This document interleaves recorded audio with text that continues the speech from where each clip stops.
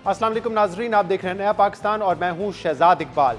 पाकिस्तान की माशी मुश्किलात को कुछ हद तक सुख का सांस देने के लिए इस वक्त सारी उम्मीदें IMF प्रोग्राम से जुड़ी हुई हैं, मगर अहम बात यह है कि मुल्क का माशी बहरान इस कदर संगीन हो चुका है कि IMF प्रोग्राम की बहाली के बाद भी माशी मुश्किलात खत्म नहीं होंगी, बल्कि इसके बाद डिफॉल्ट से बचने के लिए दोस्त ममालिक और बैनुल-अक़वामी इदारों की जानिब से फौरी कर्ज की फराहमी की जरूरत होगी। मुल्क में इस वक्त ज़र मुबादला के ज़खायर सिर्फ 2-3 हफ्तों की दरामदाद के बराबर रह गए, जिसमें मजीद कमी का खदशा है।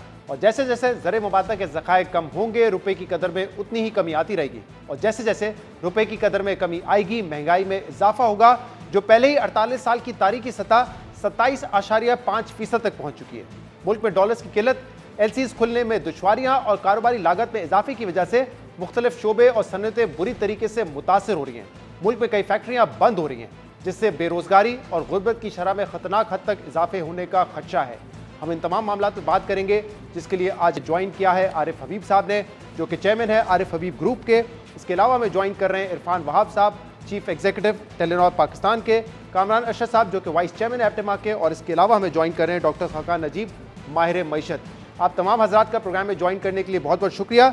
आरिफ साहब, पहले आपकी तरफ आते हैं। हम एक स्टैगफ्लेशन की तरफ बढ़ रहे हैं, जहां पे ग्रोथ कम होगी, इन्फ्लेशन बहुत ज्यादा है, और अब IMF प्रोग्राम के लिए जो इकदाम देने जा रहे हैं उससे मजीद महंगाई होगी। यानी कि एक आम आदमी तो मुतासर हो गई, लेकिन आम आदमी के अलावा जो कारोबारी तबका है वो इससे बहुत ज्यादा हर्ट हो रहा है। खासतौर पर जो LCs वाला मामला है, रॉ मटेरियल नहीं इंपोर्ट कर पा रहे, उससे बिजनेसेस भी हर्ट हो रहे हैं। आपके ख्याल में इससे कितना इंपैक्ट होगा कारोबारी तबके को, और अनएम्प्लॉयमेंट में कितना इजाफा हो सकता है? IMF के साथ जो है वो स्टाफ लेवल एग्रीमेंट जो है वो उसका सबको इंतजार है, और उसकी वजह से जो है वो लोग जो है वो बहुत ही ज़्यादा जो है वो अनसर्टेन है। और उसमें फिर इसके अलावा जो सबसे दूसरा बड़ा मसला बिजनेसेस के लिए ये है कि उनके रॉ मटेरियल इंपोर्ट के लिए जो है वो फॉरेन एक्सचेंज अवेलेबल नहीं है। तो वहाँ उनको बहुत ज़्यादा डर है कि वो यूनिट्स के जो इंपोर्टेड रॉ मटेरियल पे डिपेंडेंट है वो तो बंद हो जाएंगे, और कुछ बंद भी हो गए हैं। तो उससे जो है, उसकी वजह से ज़ाहिर है फिर जब वो बंद हो जाएंगे तो एम्प्लॉयमेंट का जो है वो मसला पैदा होगा, और लोगों के लिए जो है बेरोज़गारी का मसला जो है वो पैदा होगा।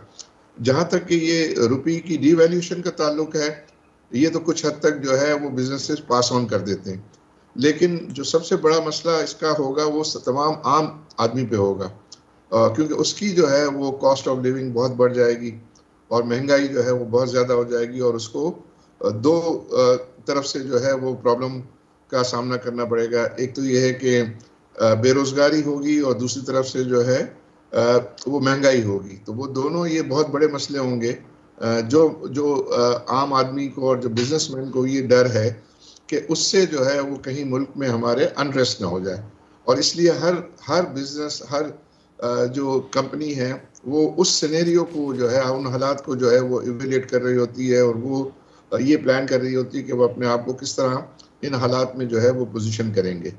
तो आई थिंक इस वक्त ज़रूरत तो इस बात की है, सबसे पहले ये बिटर पिल है, लेकिन ये IMF के साथ जो है वो प्रोग्राम पे एग्री करना I think is most critical. जी, क्रिटिकल है आपके ख्याल में। इरफान वहाब साहब, ओवरऑल माशी सूरत हाल पर भी आपसे बात करेंगे, लेकिन क्योंकि हम चाहते हैं कि ज़रा जो मुख्तलिफ इंडस्ट्रीज़ हैं उन पर स्पेसिफिकली भी बात की जाए, और मैंने देखा था एक आपका ट्वीट था, बल्कि टेलको से रिलेटेड जो दूसरे प्लेयर्स हैं उन्होंने भी इस पर बात की थी, और उनका ये कहना है कि इस वक्त जो आप लोगों का रेवेन्यू है वो पाक रुपी में होता है, लेकिन इसके अलावा जो आपका स्पेक्ट्रम का ऑक्शन हो, उसका रिन्यूअल हो या उसकी इंस्टॉलमेंट्स हो, वो सारी US डॉलर्स में होती है, और एक मैसिव डिवैल्यूएशन पाकिस्तान में देखी गई है। तो इस किस्म के जो बिजनेसेस हैं वो ज्यादा हर्ट हो रहे हैं, क्योंकि वो रेवेन्यू अपना अर्न कर रहे हैं रुपये में, लेकिन उनकी जो लाइसेंसेस फी है वो सारी USD में है। तो कितना हर्ट किया है टेलकोस जैसी इंडस्ट्री को इस डिवैल्यूएशन ने? जी शहजाद, आई मीन इसमें कोई शक नहीं कि डिवैल्यूएशन का बहुत बड़ा इम्पैक्ट है। और अगर आप टेलीकॉम को देखते हैं तो ये एक सेक्टर नहीं है, टेलीकॉम सेक्टर ऑफ सेक्टर है। आजकल हर चीज़ जो है वह टेक्नोलॉजी पे चलेगी, वो एजुकेशन हो, हेल्थ हो, कॉमर्स हो, इवन एग्रीकल्चर। सो इसके जो इम्पैक्ट हैं वो अक्रॉस द सोसाइटी आपको नजर आएंगे। और फंडामेंटली अगर आप देखें, अपार्ट फ्रॉम दी जो हम बात कर रहे हैं इस वक्त इकोनॉमिक इंस्टेबिलिटी की, we have some fundamental issues जो कि सेक्टर स्पेसिफिक हैं। जैसे आपने कहा कि दुनिया में चंद ही कोई शायद ही कोई ऐसी मिसाल हो जिसके अंदर आप जो एनुअल पेमेंट्स हैं लाइसेंस रिन्यूअल की फॉर एग्जांपल, या नया स्पेक्ट्रम ऑक्शन करने की, वो आप अपनी करेंसी में नहीं करते, आप यूएस डॉलर्स में करते हैं, जिसकी वजह से, और पाकिस्तान ये वाहिद मुल्क है मेरी मालूमात के मुताबिक जिसकी वजह से स्ट्रक्चरल इशू हमने क्रिएट किया हुआ है टेलीकॉम इंडस्ट्री के लिए, जिसका प्रॉफिटेबिलिटी बहुत बुरी तरह मुतासर हो रही है। और रिसेंट टाइम्स में तो ये बहुत ही ज़्यादा उजागर हुआ फैक्ट, क्योंकि हमारे यहाँ मैसिव डिवैल्यूएशन हुई है। इसके अलावा अगर आप देखें तो लाइसेंस रिन्यूअल जो 2019 में ड्यू थे, उसमें भी एक आर्बिट्री प्राइस निकाली गई जिसका कोई रैशनल नहीं था, $450 मिलियन एकदम 291 से बढ़ा के, जिसकी कॉस्ट जो है वो आज तक बिजनेसेस को अब्जॉर्ब करनी पड़ी है, और उसकी इम्प्लीकेशंस आ रही हैं फर्दर इन्वेस्टमेंट के ऊपर, इन्वेस्टमेंट क्लाइमेट के ऊपर। और ये सब चीज़ें जो टिकल डाउन होती हैं, बिकॉज हमारा बिजनेस जो है वो लॉन्ग टर्म है। देखें कुछ चीज़ें तो ऐसी हैं जिसमें आप फॉरेन एक्सचेंज का एक्सपोजर आपको लेना ही है, क्योंकि जितना इक्विपमेंट है एक्सपेंशन के लिए आपको चाहिए वो तो इंपोर्ट होगा ही, लेकिन कुछ चीज़ें जो हम एयरवेव्स पाकिस्तान की, आई मीन देयर कोई वजह नहीं है हम इसको पाक रुपीस के साथ पैग क्यों ना करें। इसी तरह अगर आप देखें तो फॉरेन एक्सचेंज की और पेमेंट्स हैं जो इंटरनेशनल प्रोवाइडर्स को हम पे करते हैं। आपने देखा होगा कुछ अर्सा पहले से इशू चलता आ रहा है कि जैसे गूगल प्ले की पेमेंट्स हो गई, या जो ई स्पोर्ट्स के लिए काम कर रहे हैं, या फ्रीलांसर्स जो काम कर रहे हैं जो कि छोटे लेवल के ऊपर हैं, उनको भी मुश्किलात का सामना करना पड़ रहा है because of the state bank restrictions. इसके साथ साथ अगर मैं रिसेंटली बताऊं कि फ्लड्स के बाद से जो डेवस्टेशन हुई उससे टेलीकॉम इंफ्रास्ट्रक्चर पे भी बहुत फ़र्क पड़ा, और पिछले 3-1 माह से तकरीबन स्टेट बैंक की रिस्ट्रिक्शंस की वजह से हम कुछ भी इंपोर्ट नहीं कर पा रहे, जिसमें जो हमारा मेंटेनेंस कैपेक्स जिसको कहते हैं, जो कि नेटवर्क्स को मेंटेन करने के लिए आपको लग रहा है कि ये सूरत हाल बहुत जल्द तब्दील हो जाएगी, क्योंकि रिजर्व्स अब हमारे $3 बिलियन के रह गए, बल्कि अब जो नए नंबर्स आएंगे वो बिलो $3 बिलियन चले जाएंगे। मैसिव पेमेंट्स है। आज भी ये रिपोर्ट थी कि अगले 5 सालों में हमें करंट अकाउंट डेफिसिट हमारा $10 बिलियन का होगा। इसके अलावा हमने जो पेमेंट्स करनी है वो तकरीबन $25 बिलियन की हैं। तो आपको लग रहा है कि ये सिचुएशन अनकरीब चेंज होती हुई आपको नजर आ रही है? ये बेहतर होती तो नहीं लग रही जी। I mean I think it will get worse before it improves, और उसकी इम्प्लीकेशंस बहुत ज़्यादा होंगी, क्योंकि एक तो देखें ना इकोनॉमिक, लेकिन अगर आम आदमी की बात करें तो उसकी सर्विस, उसकी अवेलेबिलिटी के ऊपर, अगर आप 10 से 11 घंटे की लोड शेडिंग हो रही है, पावर आउटेजेस चल रही हैं इस वक्त नेशन वाइड, तो उसको कंपनसेट करने के लिए ज़रा हमारा जो बैकअप होता है उसमें भी इन्वेस्टमेंट की ज़रूरत है। बैटरीज वगैरह की एंड ऑफ लाइफ हो जाती है चंद सालों के बाद, और जब अगर आपके फॉरेन रिजर्व जैसे हमारे डिप्लीट हो रहे हैं तो ज़रा ये रिस्ट्रिक्शंस हम देख रहे हैं कि बढ़ती जाएंगी, जिसकी वजह से सब इम्पैक्ट आएगा टू द एक्सटेंट कि आप देखेंगे कि सर्विस की आउटेज और डिस्ट्रप्शन बहुत ज़्यादा बढ़ जाएगी अक्रॉस द इंडस्ट्री। राइट। आप बताइएगा कामरान साहब, क्योंकि पिछले साल तक जो एक्सपोर्ट्स थे टेक्सटाइल सेक्टर के वो क्लोज टू $20 बिलियन थे। इस साल आप लोगों ने कहा कि क्योंकि इन्वेस्टमेंट हुई है पिछले 1-2 सालों में $5 बिलियन की टेक्सटाइल इंडस्ट्री में, तो आप लोग अपने एक्सपोर्ट्स को बढ़ाएंगे, $24-25 बिलियन तक लेके जाएंगे। लेकिन हम ये रिपोर्ट देख रहे थे एप्टिमा की, जिसमें था कि जनवरी ऑनवर्ड्स तो जो टेक्सटाइल एक्सपोर्ट्स हैं वो सिर्फ $1 बिलियन की रहेंगी पर मंथ, जो ऑब्वियसली बहुत कम है अगर आपने अपना टारगेट अचीव करना है। इसकी वजह क्या सिर्फ यही है कि इस वक्त जो इंपोर्ट रिलेटेड मसाइल आ रहे हैं, एलसीज नहीं खुल रही, रॉ मटेरियल आप इंपोर्ट नहीं कर पा रहे, या इंटरनेशनल मार्केट में भी एक स्लो डाउन देखा जा रहा है, और खासतौर पर पाकिस्तान में जो कुव्वत खरीद कम हो रही है वो भी एक बड़ा फैक्टर है, जो कॉस्ट इंक्रीज हो रही है, चाहे वो डिवैल्यूएशन की वजह से हो या पावर और गैस की प्राइसेस की वजह से हो? बिस्मिल्लाहिर्रहमानिर्रहीम। इशू सबसे बड़ा ये है कि देखें पिछले साल आपकी कलेक्टिव एक्सपोर्ट $31.5 बिलियन थी, उसमें से जो लायंस शेयर था वो टेक्सटाइल का था एट $19.5 बिलियन। इस इंडस्ट्री में पिछले 5 सालों में काफ़ी ग्रोथ हुई, courtesy of LTFF, courtesy of turf, जो सबसे जो रिड्यूस्ड मार्कअप पे फाइनेंसिंग स्कीम्स थी, जिससे काफ़ी इंडस्ट्रियलाइजेशन मुल्क में हुई, उसका रोल आउट हुआ, उसकी वजह से एक्सपोर्ट्स बढ़ी। अब आपकी सबसे बड़ी एक्सपोर्ट टेक्सटाइल है। अब पिछले साल $19.5 बिलियन की एक्सपोर्ट आपकी 15 मिलियन बेल्स ऑफ कॉटन के सर पे हुई। ठीक, 15 मिलियन बेल में से पिछले साल 8.5 मिलियन बेल आपकी डोमेस्टिक प्रोडक्शन थी, ग्रोन विद इन पाकिस्तान, और 6 से 6.5 मिलियन बेल की इंपोर्ट थी। अब सैलाबों की वजह से वो जो 8.5 मिलियन बेल थी वो रहेगी 4.7, यानी कि आपकी डोमेस्टिक आउटपुट आधी रहेगी। ऊपर से फिर जब वक्त आया इंपोर्ट करने का तो हमारे कमर्शियल बैंक्स ने रिस्ट्रिक्शंस लगाना शुरू कर दी on opening of LCs for import. तो ये एक बहुत बड़ा फैक्टर आ गया कि इंडस्ट्री बंद होना शुरू हो गई है, और मजीद बंद हो जाएगी। किसी के पास अगर 2 महीने का 3 महीने का रॉ मटेरियल है, वो उसके साथ साथ मैनेज कर रहे हैं और अपनी प्रोडक्शन कर्टेल कर रहे हैं। नंबर 2, एक इस वक्त पूरी दुनिया में slowing economy, slowing economic environment है, राइजिंग इंटरेस्ट रेट एनवायरनमेंट है। इस साल के शुरू में जो रशिया यूक्रेन वॉर शुरू हुई, उसका जो तेल और गैस पे इम्पैक्ट आया, वो second half of the year जुलाई अगस्त के बाद बहुत ज्यादा प्रोमिनेंट हुआ। यूएस फेडरल रिजर्व हो, यूरोपियन सेंट्रल बैंक हो, बैंक ऑफ इंग्लैंड हो, सारे इंटरेस्ट रेट्स बढ़ा रहे हैं। तो ये जो फूड इन्फ्लेशन, एनर्जी इन्फ्लेशन की जो कहानी है, ये खाली पाकिस्तान तक महदूद नहीं है। तो उसके साथ साथ पाकिस्तान में जब आप जियो पोलिटिकल इंस्टेबिलिटी भी ऐड कर देते हैं, तो उसमें फिर you can very well imagine, अब आप अपनी महंगाई को, अपनी इन्फ्लेशन को एक्सपोर्ट नहीं कर सकते। आपने इंडिया, बांग्लादेश, चाइना, वियतनाम या आपके कंपेटिटर्स हैं, इनके साथ compete करना है, तो वो तो अपने कॉस्ट स्ट्रक्चर पे करेंगे। तो your cost structure has to be similar to their cost structure. अगर आपका सिमिलर नहीं है तो nobody will pay you a premium for your product। तो ये कुछ फैक्टर्स हैं जो अब टेक्सटाइल इंडस्ट्री को फेस करना पड़ रहे हैं। और रॉ मटेरियल्स की एलसीज नहीं खुल रही, एलसीज खुल रही हैं तो वो 120 दिन पे खुल रही हैं, 90 दिन पे खोल रही है। बताइए, जो 1-2 साल पहले प्लान्स नजर आ रहे थे कि टर्फ, और जो आपने कहा कि स्कीम्स की वजह से आप लोगों ने एक्सपेंशन की, इन्वेस्टमेंट की, जिससे उम्मीद की जा रही थी कि ऑब्वियसली एम्प्लॉयमेंट जनरेशन होगी, क्या वो प्लान अभी भी है गोइंग फॉरवर्ड, या अब वो स्क्रैप करना पड़ेगा कंपनीज को?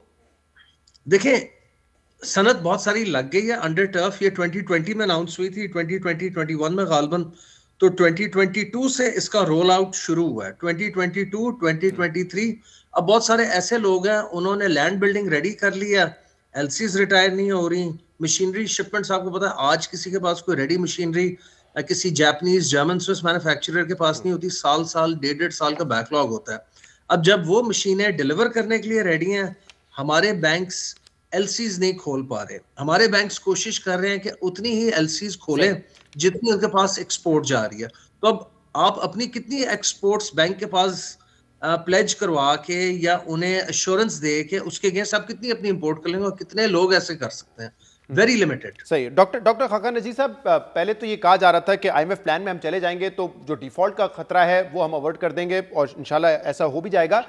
लेकिन फिर भी जो पाकिस्तान के इकोनॉमिक प्रॉब्लम्स है वो खत्म नहीं होंगे। शायद ये एक स्टार्टिंग पॉइंट होगा कि हम दोबारा आईएमएफ प्लान में चले जाएं, क्योंकि जितने लो हमारे रिजर्व्स जा चुके हैं, जो पेमेंट्स हैं, और फिर ये ऑब्वियसली एक ग्रे मार्केट जो डेवलप हुई थी करेंसी में, उसकी वजह से हम देख रहे हैं कि हमारे रेमिटेंसेस हर्ट हुए हैं, एक्सपोर्ट्स हमारी हर्ट हुई है।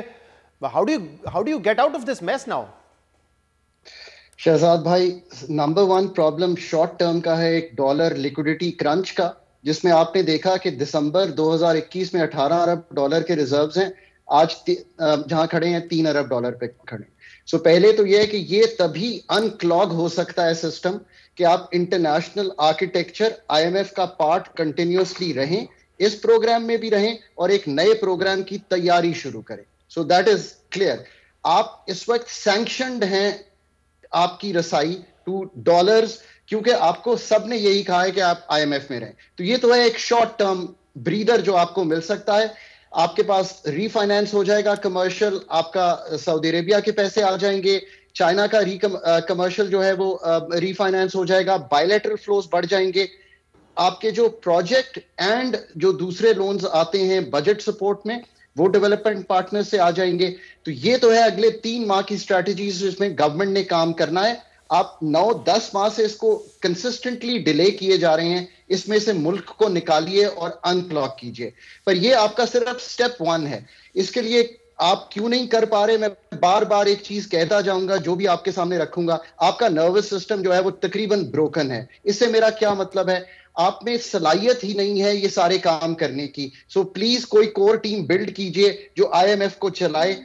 ये याद रखिए, पाकिस्तान ने कतई तौर पे कभी भी 22 या 23 प्रोग्राम आईएमएफ के कंप्लीट नहीं किए। पाकिस्तान ने सिर्फ एक प्रोग्राम कंप्लीट किया है जो 2016 का, ये इसलिए मैं जानता हूं कि मैंने एंकर किया है वो पाकिस्तान के लिए। हम एंटर करते हैं, बाहर आ जाते हैं। सो इस रिफॉर्म एजेंडे को कंप्लीट कीजिए। पर ये याद रखिए कि आपके बाकी सारे मसाइल, जैसे सारे दोस्त कह रहे हैं, वो सारे स्ट्रक्चरल नेचर हैं।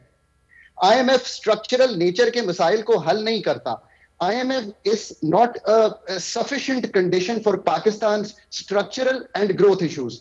वो आपको अगर तय करने हैं तो कर लीजिए, नहीं करेंगे तो फंसे रहेंगे। अच्छा, खाका नजीब साहब, क्योंकि पाकिस्तान में जो इकोनॉमिक क्राइसिस जन्म लेता है वो हमेशा डॉलर शॉर्टेजेस की वजह से होता है। 2018 के एंड में हमने देखा करंट अकाउंट डेफिसिट $20 बिलियन का था, जब तहरीक इंसाफ की हुकूमत गई $18 बिलियन का था। वो अनमैनेजेबल है हमारे रिजर्व्स के हवाले से। तो इस वक्त जो डिबेट चल रही है, और मैंने देखा, मैं आरिफ साहब से भी इस पर बात करूंगा, आरिफ हबीब लिमिटेड की भी एक रिपोर्ट थी कि $13 बिलियन के जो शॉर्ट टर्म और कमर्शियल डेट है उनको रीप्रोफाइल रीस्ट्रक्चर करना पड़ेगा। लेकिन इसमें साबिक वजीर खजाना डॉक्टर मिफ्ता इस्माइल साहब ने ये बार बार कहा है कि ये मुमकिन नहीं है हमारे लिए कि हम इसको रीस्ट्रक्चर करें, क्योंकि कुछ तो हमारे जो लोन्स हैं वो मल्टीलैटरल से हैं या फ्रेंडली डिपॉजिट्स हैं जो रीस्ट्रक्चर नहीं कर सकते। पेरिस क्लब और चाइना के लोन रीस्ट्रक्चर हो सकते हैं, लेकिन आसानी ज्यादा ये कि उनसे आप मजीद कर्जा ले लें, क्योंकि पेरिस क्लब और चाइना अगर पाकिस्तान के लोन रीस्ट्रक्चर करने जाएगा तो उनको दूसरे ममालिक के भी करने पड़ेंगे। तो आसानी यह है कि उनसे आप मजीद लोन ले लें। तो क्या फीजिबल है, ये पॉसिबल है जो रीस्ट्रक्चर और प्रोफाइलिंग की बातें चल रही हैं इस वक्त? So Shahzad, I think very smartly, अगर मेरा पॉइंट नंबर 2 एक्सप्लेन करने का हो तो वो यही होता कि स्टेप 2 पाकिस्तान का आफ्टर IMF जो है वो क्लियरली ये है कि पाकिस्तान को डेट रीस्ट्रक्चरिंग में नहीं, डेट रीप्रोफाइलिंग में जाना। इससे क्या मतलब है? देखिए, ये जो बात होती है ना, आज लेट्स खुल के बात कर लेते हैं। $25 अरब हमने नेक्स्ट ईयर जो है वो देने हैं, वापस करने हैं। इससे मतलब क्या है? उसमें से $9 अरब तो सिर्फ वो पैसे हैं जो हमने सऊदी अरेबिया, चाइना और UAE का डिपॉजिट रखा हुआ है, उसको रीप्रोफाइल करा लें अगले 5 साल के लिए। पेरिस क्लब आपको पहले भी रीप्रोफाइल कर चुका है, ड्यूरिंग जब हमारे पास 9/11 हुआ था तब भी रीप्रोफाइलिंग हुई थी। अभी भी एक G20 की रीप्रोफाइलिंग हुई है, उनके साथ बैठ के रीप्रोफाइलिंग कर लीजिए। बट जो बात नहीं हो रही ना शहजाद, और हम आपके प्रोग्राम से करते हैं, पाकिस्तान ने एक बहुत बड़ा डोमेस्टिक लोन भी वापस करना है।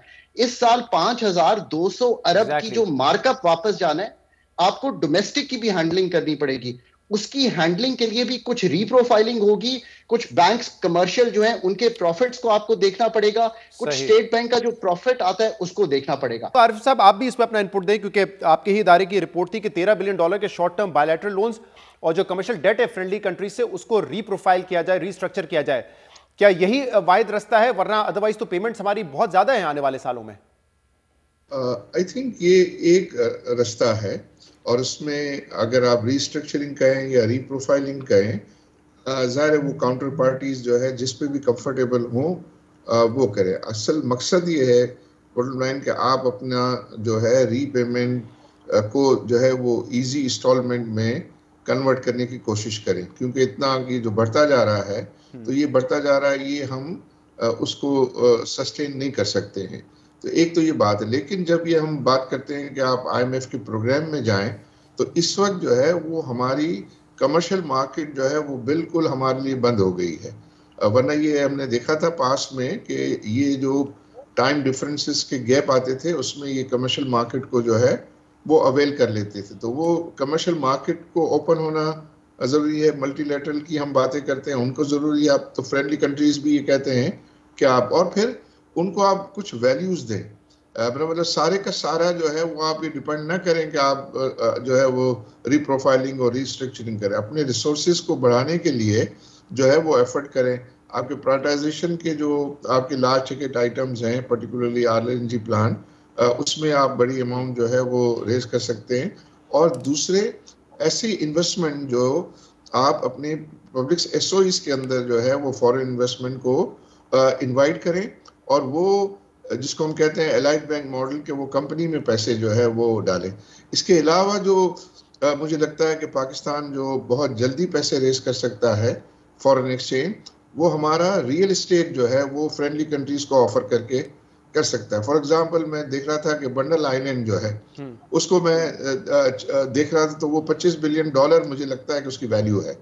और अगर हम ये सऊदी अरब या UAE को ये ऑफर करें कि भाई आप $10 बिलियन जो है वो दें, यहाँ के डेवलपमेंट करें, जो डेवलपमेंट में जो भी प्रॉफिट होगा वो हम शेयर कर लेंगे, उसमें नॉन रेजिडेंट पाकिस्तानी। क्योंकि आपका एक्सपीरियंस भी है, मैं पूछना चाहूंगा इस पे, तो बल्कि क्रिटिसिज्म ज्यादा होता है कि पाकिस्तानियों के इन्वेस्टमेंट बहुत ज्यादा है रियल एस्टेट में। मैं मुफाब के नंबर देख रहा था, 88 ट्रिलियन हमारी इन्वेस्टमेंट्स हैं, डिपॉजिट्स लोगों ने इन्वेस्ट किया हुआ है रियल एस्टेट में, और जो बैंक डिपॉजिट्स हैं वो उसके 1/4 यानी कि सिर्फ 23 ट्रिलियन के हैं। तो क्या मजीद आपके ख्याल में रियल स्टेट वो एवेन्यू है, या हमें इससे बाहर निकल के दूसरे एवेन्यूज पे देखना पड़ेगा? नहीं, आई थिंक उससे बाहर नहीं निकल, हमें फॉरेन एक्सचेंज अट्रैक्ट करना है। तो फॉरेन एक्सचेंज देखें, अगर कोई ये हमें कहता है सऊदी अरब के हम रिफाइनरी लगाएंगे, तो रिफाइनरी लगाने से कोई आपके फॉरेन एक्सचेंज रिजर्व्स को तो सपोर्ट नहीं होगा, बल्कि आपको कंट्रीब्यूट करना पड़ेगा। लेकिन अगर वो रियल एस्टेट है और रियल एस्टेट में वो ला के एकदम से आपको जो है पैसे टेबल पे रख देते हैं, तो आपका ये जो फॉरेन मसला है वो भी हल होगा, और उसकी वो डेवलपमेंट करेंगे जो, तो वो $10 बिलियन शुरू में दें, तो $10 बिलियन की जो डेवलपमेंट करेंगे वो उससे भी जो इकोनॉमिक एक्टिविटी जनरेट होगी, और उसमें उसकी मार्केट है, हमें तो वो देखना होगा ना वो काम किसकी मार्केट है। तो market non resident Pakistanis again वो फॉरेन करेंसी के बायर हैं। अगर वो फॉरेन करेंसी के बायर हैं, सब ये दुबई शुबई जाते हैं और जगहों पर, तो वहाँ क्या है, ऐसी चीज़ों की डेवलपमेंट में लोग पैसे लेके जाते हैं। तो आपको तो ये काम जो है ऐसे करने होंगे कि जिसमें क्विक फिक्स भी हो। आरिफ साहब, जो लार्ज स्केल मैन्युफैक्चरिंग के नंबर्स आए थे नवंबर के, उसमें 3.5% की कमी है पिछले साल के मुकाबले में, और 5 महीने जो गुजरे इस फिस्कल ईयर के, उसमें भी हम कमी देख रहे हैं लार्ज स्केल मैन्युफैक्चरिंग में। और अब इस खदशे का भी इजहार किया जा रहा है कि एलसीज की वजह से जो कंपनीज की प्रोडक्शन कम हो रही है, वो शायद लॉन्ग टर्म के लिए मुतासिर हो सके, कि उनकी प्रोडक्शन दोबारा बहाल ना हो सके। और हमने देखा है कि कोविड पीरियड में हम लकी रहे, क्योंकि पाकिस्तान, श्रीलंका, बांग्लादेश, इंडिया के मुकाबले में खुला रहा, तो हमें कई एक्सपोर्ट ऑर्डर्स मिले। लेकिन अब कहा जा रहा है कि वो एक्सपोर्ट ऑर्डर भी निकल जाएंगे, तो आपको लग रहा है कि ये लॉन्ग टर्म इंपैक्ट होगा प्रोडक्शन लॉस पर? देखिए, अभी रिसेंट पीरियड में तो टेक्सटाइल में चूंकि जो डेवलप्ड मार्केट्स हैं उनमें भी इन्फ्लेशन होने की वजह से डिमांड्स कम हुई थी। अब वो कुछ थोड़ी सी दोबारा रिवाइव होना शुरू हुई हैं, लेकिन अब इनके लिए बड़ा मसला ये हो गया कि इनके पास कॉटन नहीं है, तो वो कॉटन की इंपोर्ट के लिए जो है उनको फॉरेन एक्सचेंज चाहिए, और वो अनफॉर्चुनेटली गवर्नमेंट की प्रायोरिटीज कुछ ऐसी हैं कि वो कहते हैं एसेंशियल आइटम्स में जो है वो petroleum and food items and दूसरी चीज़ें जो है वो ये कह रहे हैं। पेट्रोलियम की जो डिमांड को कम करने के लिए भी जो खातिर ख्वाह इकदाम होते हुए नज़र नहीं आते, उससे वहाँ से डिमांड कम करें, और जो एक्सपोर्टिंग इंडस्ट्री है उसको रॉ मटेरियल अवेलेबिलिटी के लिए फॉरेन एक्सचेंज जो है वो प्रोवाइड करें। तो उससे जो है ये जो मसला है फॉरेन के भी हमारी एक्सपोर्ट गिर रही है। ब्रेक लेंगे, और इस ब्रेक के बाद हम इस पर मजीद बात करेंगे। इरफान वहाब से भी पूछेंगे कि अगर इन्वेस्टमेंट लानी है, फॉरेन डायरेक्ट इन्वेस्टमेंट लानी है, तो कैसे इस वक्त इन माहौल में इनको अट्रैक्ट किया जा सकता है। एक ब्रेक के बाद बात करेंगे। वेलकम बैक नाज़रीन। प्रोग्राम में हम बात कर रहे हैं इस वक्त जो माशी हालात हैं वो मुख्तलिफ इंडस्ट्रीज़ पर किस तरह इम्पैक्ट कर रहे हैं, उनसे कैसे निकला जा सकता है। हमारे साथ आरिफ हबीब साहब मौजूद हैं, इरफान वहाब साहब मौजूद हैं, कामरान अरशद और डॉक्टर खाकान नजीब साहब मौजूद हैं। इरफान वहाब साहब, ज़रा बताइएगा, अभी आरिफ साहब ने बड़ा तफसील से बात की कि हमें अब जो एक तो ग्रोथ की तरफ जाना है वो इन्वेस्टमेंट लेड ग्रोथ हो, और दूसरा ये बहुत ज़रूरी है कि ना सिर्फ हम कर्ज़ों पर रिलाई करें बल्कि फ़ॉरेन एक्सचेंज लाने के लिए एक्सपोर्ट्स बढ़ाई जाए, FDI आए, ताकि पाकिस्तान में ज़र मुबादला है। इंडिया की मिसाल हमारे सामने है कि उन्होंने किस तरीके से पिछले 20 सालों में फॉरेन इन्वेस्टमेंट अट्रैक्ट की है, और 2000 का वो पीरियड था जिसमें टेलकोज वगैरह में काफ़ी इन्वेस्टमेंट आई, प्राइवेटाइजेशन हमने की, जिसमें PTCL भी है, मुख्तलिफ बैंक्स थे, के इलेक्ट्रिक था। लेकिन पिछले कुछ सालों में हमने देखा वो सिलसिला रुक सा गया है, ना प्राइवेटाइजेशन हो रही है, ना कोई नया ऐसा सेक्टर डेवलप हो रहा है जिसमें फॉरेन इन्वेस्टमेंट देखी जाए। और कहा जाता है कि IT एक वो सेक्टर है जिसपे तवज्जो देने की जरूरत है अगर आपने फौरी तौर पे फॉरेन एक्सचेंज या FDI अट्रैक्ट करना है मुल्क में। जी बिल्कुल, अगर आप देखें हमारा जो core assets as a nation, so we talk about demographic dividends, we talk about कि जी 220 मिलियन की जो पॉपुलेशन है वो हमारी स्ट्रेंथ है, जिसमें से 100 मिलियन से ज़्यादा यूथ है। और जहाँ तक टैलेंट का ताल्लुक है, हम ऑलरेडी इस वक्त 4th लार्जेस्ट फ्रीलांसिंग नेशन है जब IT सर्विसेज की बात होती है। तो हमें काफ़ी स्ट्रेटेजिक होना पड़ेगा कि जो फ्यूचर ग्रोथ है, अगर आप वर्ल्ड इकोनॉमिक फोरम की स्टडीज़ देखते हैं तो अगले 8 से 10 सालों में जो दुनिया में GDP नई डेवलप होगी उसका 50% से ज़्यादा जो नई GDP है, this will be attributed to technology, basically digitisation. So हमें ये देखना है कि कौन से ऐसे सेक्टर्स हैं जो कि फ्यूचर में हमें अपॉर्चुनिटी प्रोवाइड करेंगे to bring that investment to grow our revenues. आज अगर हम देखते हैं एक पॉपुलेशन का ताल्लुक जो है डोमेस्टिक या GDP के साथ, तो पाकिस्तान दुनिया का 5वां बड़ा मुल्क है। 5 ममालिक में अगर आप देखते हैं तो आपको डायरेक्ट कोरिलेशन नजर आता है कि पॉपुलेशन का इकोनॉमिक ग्रोथ के साथ कोरिलेशन है। इन 5 ममालिक की ग्लोबल इकोनॉमी के अंदर कंट्रीब्यूशन अबाउट 40%, जिसमें पाकिस्तान वाहिद मुल्क है जो बहुत पीछे है, क्योंकि हमारी अपनी कंट्रीब्यूशन सिर्फ 0.4% है। दैट मीन्स कि इस 0.4% ऑफ ग्लोबल जीडीपी को हम अगर डबल करना चाहें 0.8, तो बहुत ये नामुमकिन सी बात नहीं है। बट उसके लिए हमें क्या करना पड़ेगा? हमें we have to actually focus on the skill sets. जो डिजिटल इकोनॉमी है या नॉलेज इकोनॉमी है, जिसकी बात सारे एक्सपर्ट्स एग्री करते हैं कि फ्यूचर ग्रोथ इन्हीं सेक्टर्स के अंदर आ रही है। सो हमें एक strategic plan, national action plan कह लें, डिजिटल इमरजेंसी की बात कर लें, करनी होगी, ताकि हम अलाइन कर सकें अपनी पूरी वैल्यू ऐड को, पूरे सिस्टम को। आज हम तकरीबन 25,000 से ज़्यादा IT ग्रेजुएट प्रोड्यूस कर रहे हैं। उनमें से अगर आप देखते हैं तो तकरीबन 10 से 15% एम्प्लॉयबल हैं, बाकी इंटरनेशनल स्टैंडर्ड्स पे भी पूरे नहीं उतरते। तो हमें उनकी कोचिंग की ज़रूरत है, करिकुलम इंप्रूव करने की ज़रूरत है, गवर्नमेंट को पॉलिसीज देने की ज़रूरत है। अगर हम देखते हैं IT ग्रोथ की, तो we were at a good trajectory पिछले 2-3 साल तक, लेकिन फिर पॉलिसी चेंज हो जाती है, जिसके अंदर आप रिस्ट्रिक्शंस लगा देते हैं, जो टैक्स हॉलीडेज मिली थी वो आप वापस ले लेते हैं। सो जो अनप्रिडिक्टेबिलिटी है पॉलिसी की और फ्रेमवर्क्स की, ये सबसे बड़ा डिटरेंट है किसी भी इन्वेस्टर के लिए, वो लोकल हो या फॉरेन हो, टू प्रोग्रेस। इसके साथ साथ इसमें भी कोई दो राह नहीं है कि political stability is very important. हमने इकोनॉमिक स्टेबिलिटी की बात की, बट अब ये भी हमारे जो प्लान्स हैं वो 3 महीने के, 4 महीने के होराइजन पे चल रहे हैं। So I think we need to immediately go think about longer term elections के बाद अगर 5 साल की जो visibility है, that I think is very important for any sector to succeed।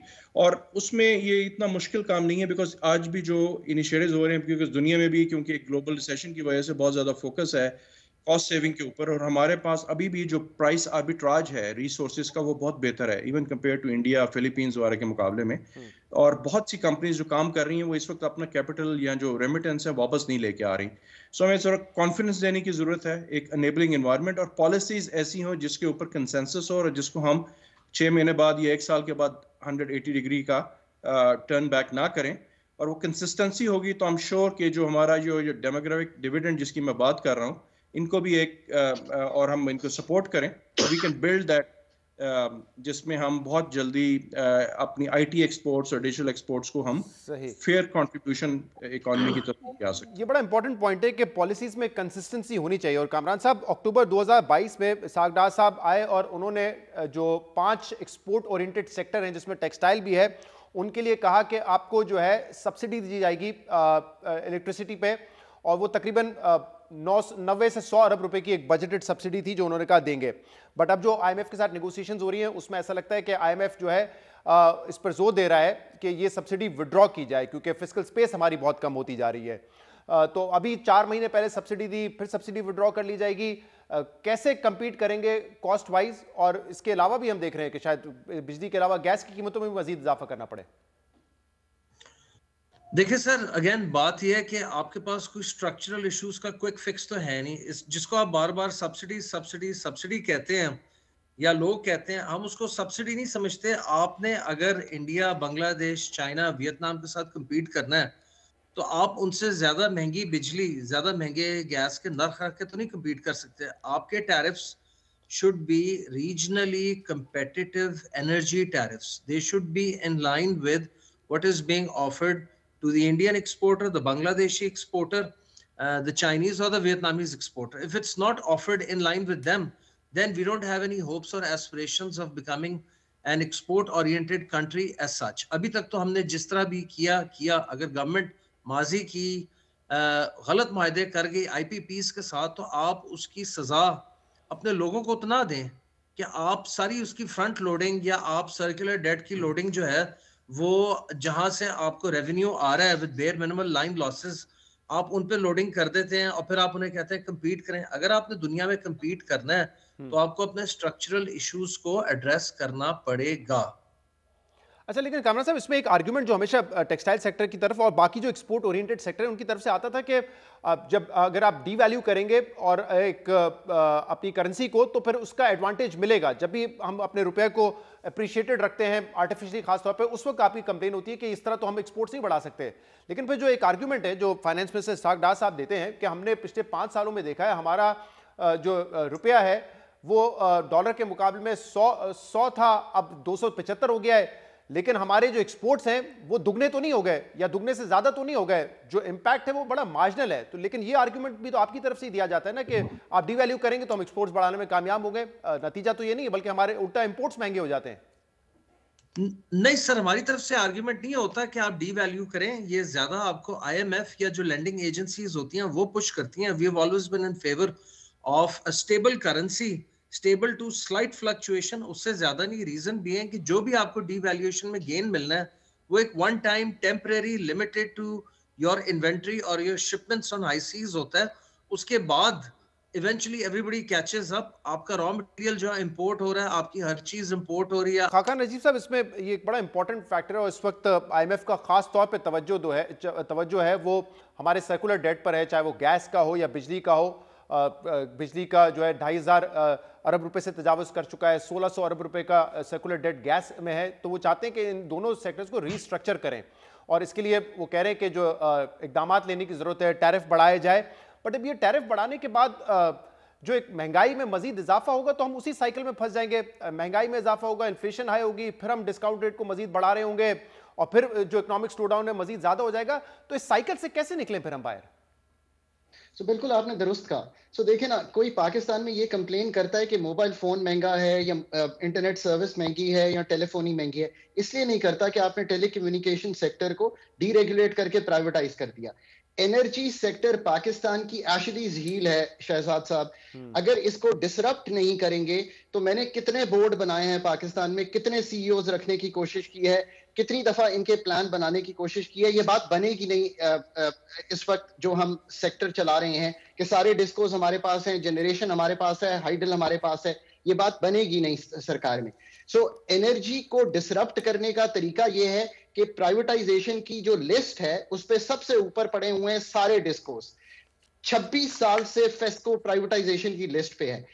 आपका सबसे बड़ा जो एफडीआई है वो स्पिनर ही आपकी प्राइवेटाइजेशन है। आप पिछले कई सालों से $2 अरब पे अटके हुए हैं। पाकिस्तान का मैंने हमेशा कहा है पोटेंशियल अगले 5 साल के लिए $5 से $8 अरब का है। इसको डिसरप्ट कीजिए, इससे जान छुड़ाइए, ताकि कोई भी आके आपको ये ना कहे कि मुझे इतने रुपए का टैरिफ चाहिए। कोई आपको आके कहता है मुझे इतने रुपए का टेलीफोन चाहिए, नहीं कहता।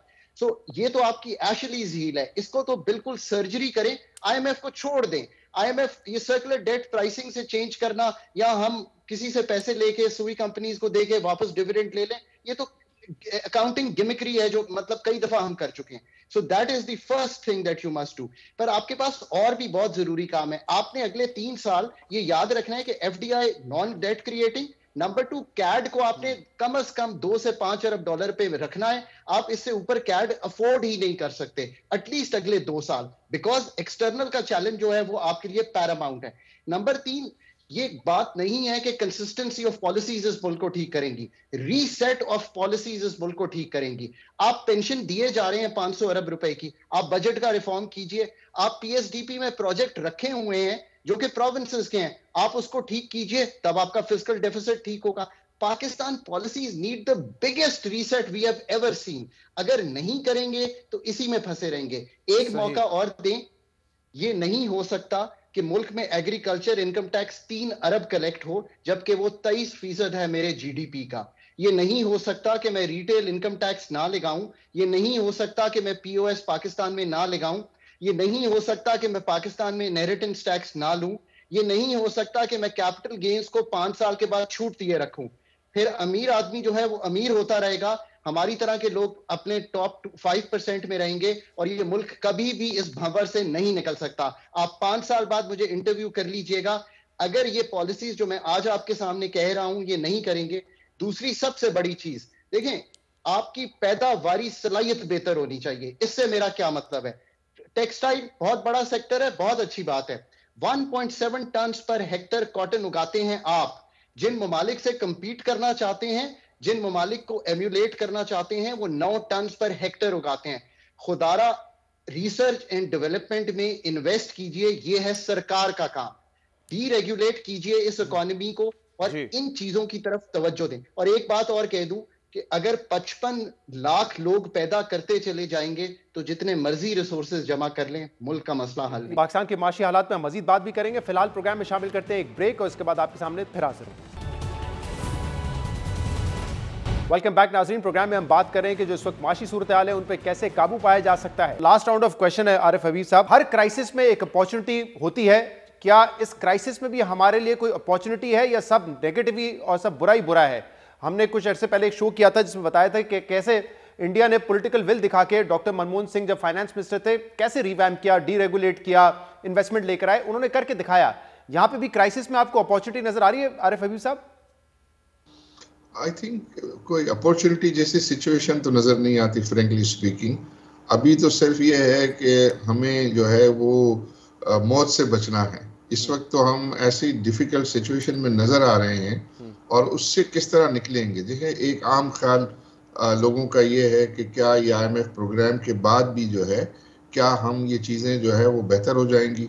जैसे फॉर एग्जांपल ये फ्री फ्लोट किया, तो फ्री फ्लोट करने से कोई ये तो नहीं अवेलेबिलिटी ऑफ फॉरेन एक्सचेंज तो बढ़ नहीं गया है, अभी भी जो है वो LCs नहीं खुल पा रही हैं। तो इसी तरह है कि अगर ये IMF का प्रोग्राम हो गया तो एक आपको कुछ अरसे के लिए लीज ऑफ लाइफ मिल जाएगी, लेकिन इसके लिए काम करने के लिए जो इस बेसिस पर कि हम अपॉर्चुनिटी के बहुत सारे काम करने की ज़रूरत है और उसमें पॉलिटिकल अनसर्टेनिटी की वजह से भी लोगों का जो है वो पाकिस्तान से वो शाई है, फिर हमारी माली हालात है उससे भी जो है शाई है, हमारे फॉरेन एक्सचेंज रिजर्व से भी जो है वो शाई है, फिर हमारी बहुत सारी ऑब्लिगेशंस हैं कि लोगों के जो है वो डिविडेंड्स है लोगों की। अब तो ऐसा हो रहा है कि वो LC की पेमेंट भी जो है वो भी बैंक नहीं कर रहे हैं। यानी एक तो था कि LC ओपन करना, LC ओपन हो गई और LC के जो डॉक्यूमेंट सब आ गए हैं, पोर्ट पे माल पड़ा हुआ है और वो LC की पेमेंट जो है 15-15 दिन और एक महीना हो गया, वो बैंक जो है वो पेमेंट नहीं कर रहे हैं। तो लोगों का जो है वो अब सारा जो एक्सपेक्टेशन है वो यही है कि ये IMF प्रोग्राम होगा तो कुछ जो है इनफ्लोज होंगे और ये इतना बैकलॉग जो चढ़ गया है वो को कम करने में जो है उसकी मदद हासिल होगी। इस वक्त एक डिबेट है कि क्या इलेक्शंस हो जाएं उसके बाद पॉलिटिकल स्टेबिलिटी आएगी, या क्योंकि इस वक्त माशी हालात ऐसे हैं इलेक्शंस नहीं हो सकते इसलिए आप फिलहाल मामला को ऐसे ही चलने दीजिए। आप लोगों को क्या नजर आता है? मैं सबसे सवाल करूंगा कि पॉलिटिकल स्टेबिलिटी इलेक्शन से आएगी या इलेक्शन को डिले करके आएगी? आई थिंक पॉलिटिकल स्टेबिलिटी तो जो है पेट्रियोटिज्म से आएगी।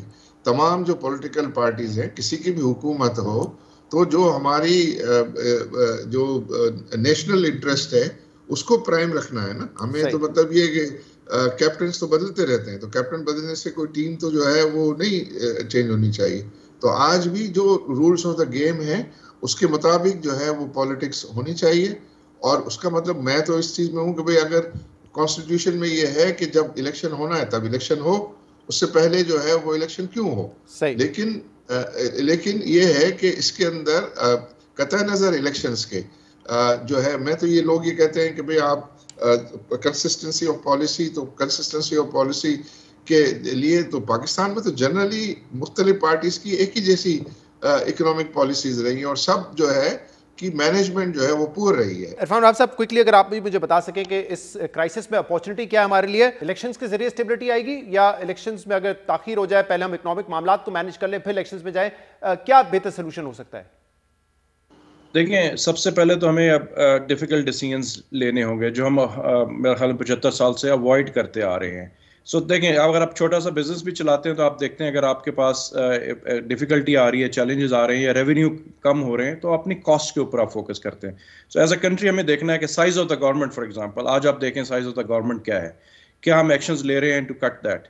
नॉन एसेंशियल डिफेंस बजट है, स्पेंडिंग है, उसके ऊपर भी हमें सीरियस डिबेट की ज़रूरत और कंसेंसस की ज़रूरत है।